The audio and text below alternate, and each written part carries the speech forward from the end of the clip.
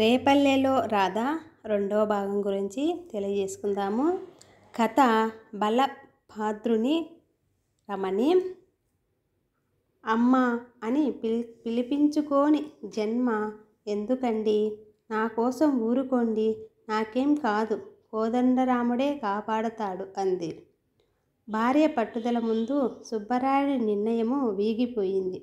ఆ రోజు నుండి ఆమెకు నొప్పులొచ్చేదాకా ఎన్నెన్ని సంతర్పణలు చేయించాడో, ఏ యాత్రలు చేసొచ్చాడో లెక్కలేదు.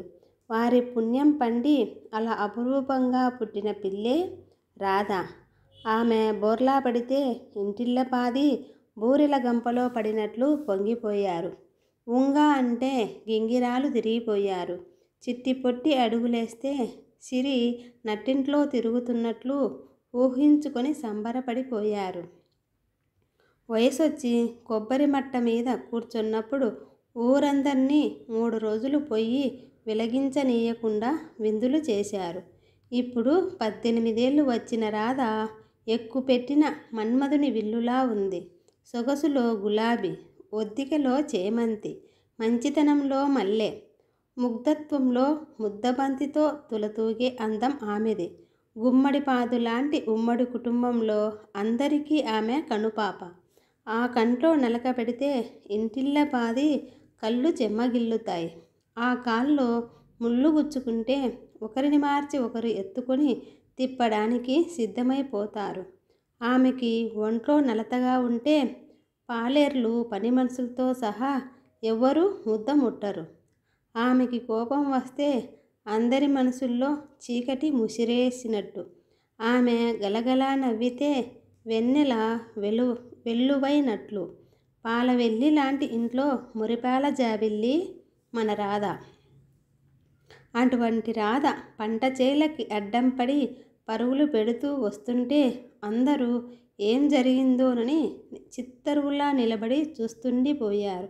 అమ్మాయి గారు ఏమైందండి అని అడుగుతున్న వారికి జవాబివ్వకుండానే చేల గట్లమ్మట గొల్లభామలా అడుగులేస్తూ తండ్రి ఉన్న చోటికి వచ్చింది. ఆయాసంతో రొప్పుతూ నిలబడ్డ కూతుర్ని చూసి సుబ్బరాయుడు కంగారుగా ఏమైంది తల్లి అన్నాడు. అసలే పెద్దవైన కళ్ళు ఇంకాస్త పెద్దవి చేస్తూ, నాన్న, లక్ష్మికి నొప్పులొస్తున్నాయి. అమ్మకు చెయ్యి కాలు ఆడడం లేదు. డాక్టర్ని పిలిపించండి నాన్న. అంటూ నోట్లోంచి చుట్టపీక పారేసి సుబ్బరాయుడు పెద్ద పెద్ద అంగలతో నడక మొదలుపెట్టాడు. ఎదురొచ్చిన ప్రతి వాళ్ళకి లక్ష్మికి నొప్పులొస్తున్నాయట అని చెప్తూనే ఉన్నాడు. బావగారి వెనకాల నడుస్తున్న సన్యాసిరావు. రాధ తండ్రి వెంట రాకుండా రివ్వున వెనక్కి తిరిగి రచ్చబండ వైపు పరుగు పెట్టింది. అక్కడ గొటేబిళ్ళలాడుతున్న చిన్నాన్న పిల్లల్ని చూసి ఒక్క నిమిషము అలుపు ఆర్చుకొని, మీ నాన్నెడిరా అని అడిగింది. పెద్దవాడు తలెత్తి చూసి, గుళ్ళో సంగీతం చెప్తున్నాడు. ఏమైందే రాధక్క, ఎందుకలా పరిగెడుతున్నావు అన్నాడు. మీకు చెప్పేది కాదులే అంటూ గుళ్ళోకి పరుగు తీసింది. ప్రకాశము గొంతెత్తి హుషారుగా, ఖాగరాజు నీయానతి విని వేగ చనలేదా గగనానికి ఇలకు బహు దూరం బనినాడో అని పాడుతున్నవాడల్లా రాధను చూసి పాట ఆపేసి, నువ్వొచ్చావేంటమ్మా అన్నాడు. చిన్నన్న, మన లక్ష్మికి నొప్పులొస్తున్నాయి, ఏడుస్తుంది అంటూ రాధ చిన్నాన్న చేయి పట్టుకొని వెక్కి వెక్కి ఏడ్చేసింది. అలాగా, పద వెళ్దాం, మా తల్లివిగా ఏడుపు ఆపమ్మా అంటూ ప్రకాశము ఆమె తల నిమిరి బుజ్జగించి ఆమెతో ఇంటికి బయలుదేరాడు. ఆగు చిన్నన్న అంటూ రాధ మండపం ఎక్కి లోపలికి పరిగెత్తి రాములవారి విగ్రహం ముందు సాష్టాంగపడి, తండ్రి, లక్ష్మికి పూర్తిగా పురుడొచ్చేస్తే 100 సార్లు దండాలు పెడతాను అని మొక్కుకొని చెంపలేసుకుంది. సీతమ్మవారి కాళ్ళ దగ్గరున్న పారిజాతం పువ్వు తీసి తలలోని తురుముకొని తూనీగలాగా పరుగు తీసింది.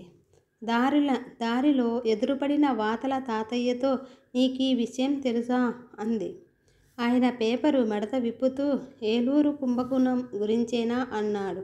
ప్రకాశం మండిపోతూ, నీ పాడే, నీ పచ్చి బద్దలు, ముందు ఇంటికి నడు, మన లక్ష్మికి నొప్పులొస్తున్నాయట అన్నాడు. అలాగా, దశమి శుక్రవారము, నక్షత్రం బాగుంది. ఆయన నస్యం డబ్బా మూత తీస్తూ అన్నాడు. పద పద. ప్రకాశము రాధని తొందర చేస్తూ గబగబా అడుగులేశాడు. రాధ ప్రకాశం చేతిని అందుకొని, అదిగో గణపతి బావ రావులమ్మ హోటల్ దగ్గరున్నాడు, చెప్దామా అంది. వాడొస్తే వచ్చే బురుడు కాస్త ఆగిపోతుంది. ఇనుపపాదం విధవ, నువ్వు పద విసుక్కున్నాడు ప్రకాశం. వాళ్ళలా ఇల్లు చేరేసరికి అప్పటికే అక్కడ చాలామంది ఆడవాళ్ళు గుంపుగా చేరి దడికట్టి నిలబడ్డారు. ప్రకాశం, మీ అన్నయ్య డాక్టర్ గారిని పిలవడానికి వెళ్ళారు. నాకు కంగారుగా ఉందయ్యా. మరిదిని చూసి గొల్లుమంది పార్వతమ్మ.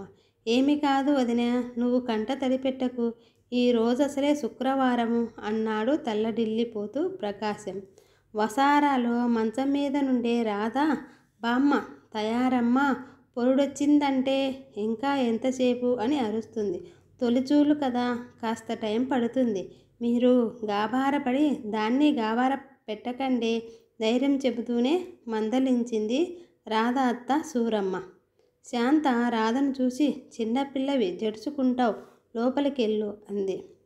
ప్రకాశం వెంటనే, అవును పిన్ని, అవును పిన్ని చెప్పింది నిజం, లోపలికి పెదా అని రాధను తీసుకొని లోపలికి నడిచాడు.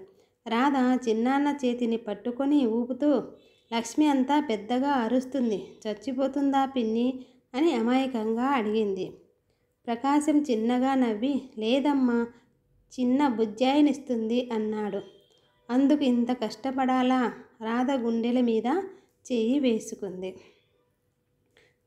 తరువాత 3వ భాగంలో మనము ఇంకా తెలియజేసుకుందాము.